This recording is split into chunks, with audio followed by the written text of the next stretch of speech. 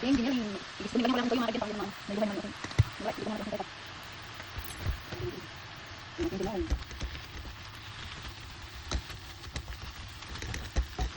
Ngayon makikita natin yung ating patatas. Para natin yung ating engine. Banyan natin ang tubig para natin. Tapos natin banyan ang papalasa mga kaibigan. Banyan paminta. Tapos yung seasoning powder. Yung ating papalasa. Lagyan natin ng gano'n. Nalagay ko yung onion at garlic mga kaibigan. Yung powder ng ganito. Yung garlic. Right? Right in. Tapos ay yung natin.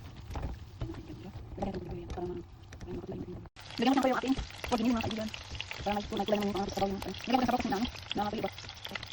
Yan ito mga kaibigan. At ito ay ito mga kaibigan. Gawin natin. Giniling na pork giniling mga kaibigan. Ngayon ay ito na yan siya. Ngayon ang kaibigan tayo dito. Salamat sa partner ng bahay.